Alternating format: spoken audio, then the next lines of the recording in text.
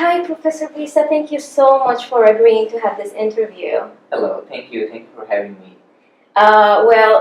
Uli and I are going to have the interview today. Patrick is the one who made all the questions. So, can you please tell us what are you researching at this moment? Well, I've been doing a variety of topics right now in collaboration with the faculty members from other universities, even from here, Dr. Sarma. Um, I'm planning to a book proposal more focused on the student mobility in internationalization of higher aid, in also working with my graduate students to prepare a couple of research articles on different aspects of international students. So it's basically more focused on international student and few in other areas such as the school system in US, in teacher education preparation program and their effectiveness. Thank you so much. So I'll read the questions. One of your main areas of interest is international student studies.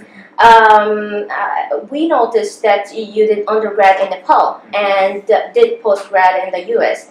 Did your personal experience as an international student spark your interest right away when you were first exposed to this kind of environment? Or is this something that later on, as you reflected on your experience, moved you to choose a path that dealt with students in similar environment? My research actually did not focus or did not start right from my personal experience. Once I came from Nepal, I was actually classroom teachers and teaching a couple of classes in the university setting. So with that background, coming from Nepal, from the different socio-cultural experience, after I started taking some graduate courses in learning, understanding, starting conversation with the friends from different countries, that sparked the conversation to go more about how our lives change over time in different cultural settings. So based on my conversation with the friends and the way I noticed the differences in terms of my language, in terms of my understanding of the American cultures, that geared toward more what are the research in the field, how far the scholars interested in the mobility of the students, those international students have focused on more the research and its practice. And the later days, when I was working as a graduate assistant, I was not teaching assistant. As a graduate assistant, my role was do research, go and teach. So it was a mix of all experiences. So that also helped me to explore myself. And I asked my mentor, do you think it's worth time spending to spend time in this area of the international student? And actually, it was interested. It was in the Department of Counseling and Psychology, so it was area of high interest. So I started looking more information in that area, and that helped me also that inspired me further, because some of these articles were a misrepresentation of the students. Some of them were one-sided story rather than the broader, bigger picture of the students.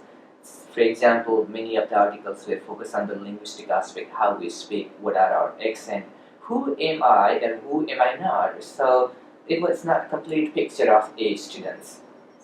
And then I was looking myself with a domestic student, American student versus international student. Are we different? What happens if our domestic student travel other countries? Are they also international students? Do they struggle or do they go through the same steps like the way we go? So those things inspired me a lot while I was pursuing my doctoral degree after my master's. Then I started spending more time in this area, more from the leadership aspect, more the vision goals of the institution, their support system. And as a result of that conversation with the faculty, students and colleagues, then we started working a magazine. That was my concept. So I said with my mentor, let's start publishing a magazine. Actually, the same magazine, when the concept turned into a journal. So I have a latest copy of the Journal of International Student with me. So it's been 7 years we have been publishing, and it's now coming like a book and many of these articles are written by the professors, doctoral students, and colleagues. That's how I started this one. So it didn't start, it didn't came right away. I think I addressed your questions. Yeah, this is very interesting and very related to me as an international student as you. well. So the third question is, with higher education and with the workplace in general becoming more globalized, do you believe that in the future academic institutions will make it a priority to implement ways to handle new communicative strategies for international students? If you see the latest trend in the field of the international students, I think it's a big business, a center of, I would say, it draws attention of all the readers, researchers, and even the generals, publics, in terms of how many students we enroll in our university settings or colleges, universities. That's the number one there in terms of the revenue or the focus in the diversity on campus. So I see the senior level administrators on campus, including department chair, deans, provosts, presidents. They have on their priority list, I guess, to recruit more international students, to have diverse student population on campus, and also strengthen the goal of internationalization of higher aid. So it's also competing with the other universities or across the globe, in terms of higher education arena. But to your questions to the more the strategies to develop the communication aspect of the students, probably that's the areas schools are working on it. It's not full-phased. It's not completely fully developed, implemented. We have plenty of research in the field, but in terms of the practice, still we are struggling, and that's the area probably I believe in the future our administrators, those who have in the goals, vision, missions of the university to strengthen our strength of the international students, I think they will go beyond the communication, beyond the linguistic, challenges. Right now, it looks like all the existing research, some of the resources built on campuses, they are more focused on.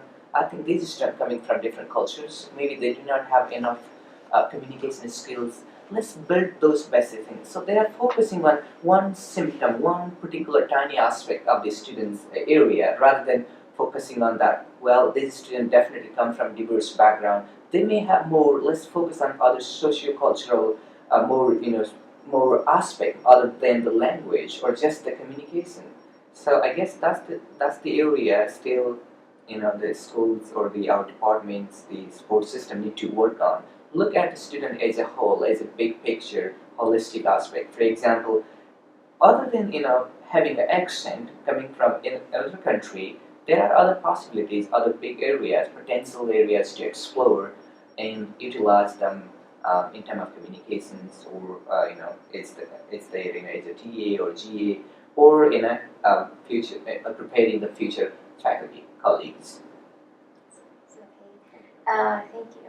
So the next question is, how will an international student navigate a new culture?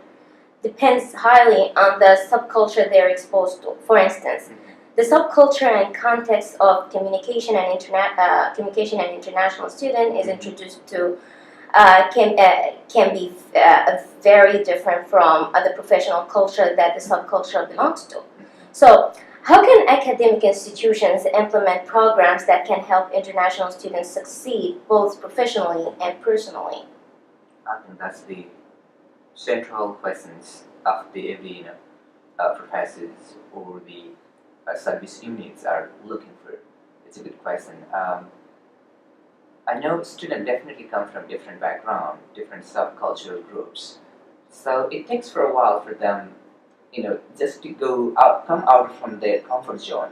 If you look at the mass students on campus, whether they are from China or India, Korea, or any other European countries, they have their personal belief. They have a different educational background, in terms of their classroom settings, expectation, lectures. They may be different. So these students are coming totally a different educational environment, cultural settings. Are we giving them enough time to adjust? Are we, as a professors, as a departments, service units, are we providing them enough resources? Do they know actually? We have, say, on-campus career services. We have writing centers, teaching, learnings, other activities. Actually, do I know them? How do I know them? Should I, get all of them from the internet, or our professor in the classroom sharing those information? I think coming as an international student with that background, I think students are not receiving enough information packages as they progress in their academic transition. The other thing is we always complain or say the deficiencies in their English. But if you consider the programs that offer English programs, say in China or India, all the students in the English program, they are taking these classes in English. They are effectively communicating. They are submitting their homeworks, but we are never explore. They have challenges in language or other things. If the student perfectly complete the academic coursework or other activities in that setting, why these students are not doing here? So I think we are looking at these students differently. More it's about their identity in their juggling through different steps. The same time, you have to adjust in the new culture. You have to explore. It's like you are traveling another state or another country for for a short time, and you like to explore this city, the other town, and then other things. All the things you want to do in a few days. But those people who are there for centuries, even they do not know. So I guess that's the challenge here. And the part of the question you asked, the how can we introduce and implement the program? So to implement the programs, I guess we have resources. The first thing, create the awareness. Let the student know that we have this system on campus. First thing, rather than creating new wheels and developing new program. The other thing is how far our existing programs, if we have a writing center, how far is it affecting? Say we have a counseling center, and many students from different countries may not know what counseling center is, what's the goal and purpose. Is that the one you have some kind of difficulty in adjustment? Say you have a home loneliness, homesick, or culture shock, and then now you are gone there to treat or just to share your experience. Many of us do not know. So tell them, share the information that you have, the first thing. Second thing, how often are we measuring our resources? Are they effective? Are they providing the resources the way student needs? The first thing probably is are we able to identify our needs? And our students today are different from the student universities used to receive in the last 10, 15 years. Now, look at the branch campuses all over the world. Branch campuses of the US American universities going outside, overseas, Dubai, Nepal, Hong Kong, China, all over the world. We have these university campuses. And today's students, they have access to the technology, so they are exploring more. So the existing support system probably are the one designed to address the need of the students who used to come about 10, 15 years ago. So I guess universities or the services, they need to implement the current updated programs that address the needs of the students that they are receiving today rather than yesterday. Thank you. So we can deduce that the workplace is diverse and dynamic. With a rapidly changing workplace environment, what are the main things academic institutions can help students develop that will help professionalize international students? Good question. I think universities, again, in terms of their resources, we want to know how far we can go. Say you are an international student right now, you are finishing your program, but what are the goals? And are we preparing ourselves to go the workforce in a few years? Do we have enough connection, making connections from entering into the program, studying course, taking coursework, strengthening our skills, and then be ready for the job market. In between these lines, I think some of the things we are missing is the experience, intensive practicum, Sometimes I guess some of the universities, colleges may not have enough resources that mobilize students to skills they to expand their skills.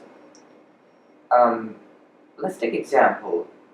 A student may need some intensive, more practical experience before they go to the job market.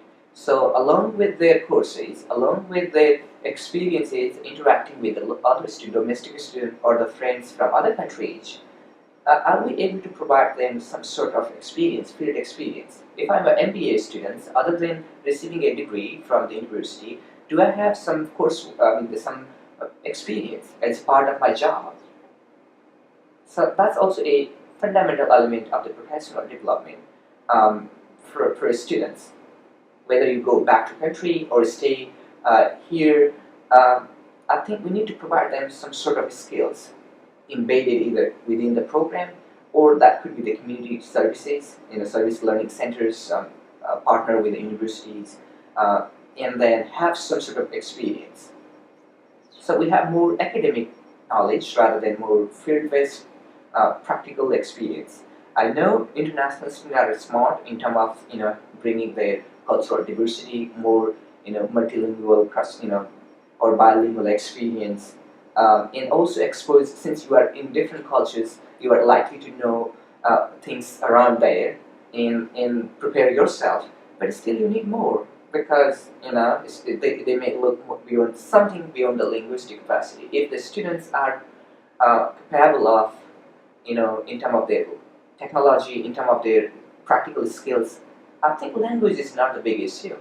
Even a person with a limited English, say with the technological tools, resources, he or she can convey the message. Language is, after all, just understanding each other and then convincing what you are going to tell. But there are other ways to make these skills ready to convince the things we are doing, I believe. Thank you so much. So our last question. In your area of interest, what are some of the big questions being asked right now? I think the number one goal right now, the majority of the school colleges think that increasing their numbers of the international students. I know United States is the number one destination for the international students. So we are expected to reach 8 million students by 2025. If that's the goal, are we preparing enough for our students, either for the job market or within or during their stay on campus? I think that's a big challenge. The second thing is, what kind of leaderships do we have? Or what are the visions of the departments, deans, or senior level administrators or policymakers to engage international students? Are they doing enough to identify their challenges, needs before, during, and after their study at any campus? Are we making a linear progress? Are we looking the holistic picture, the bigger, other than the language, other than a student coming from this culture, maybe he or she has this kind of delimitation geographically, culturally, or linguistically.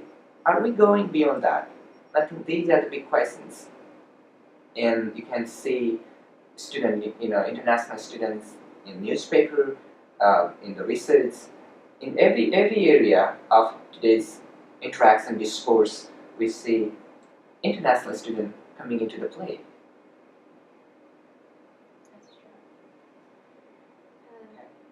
Thank you so much. Thank you. On Thank you for behalf the of MIC, we would like to thank you for giving us your time.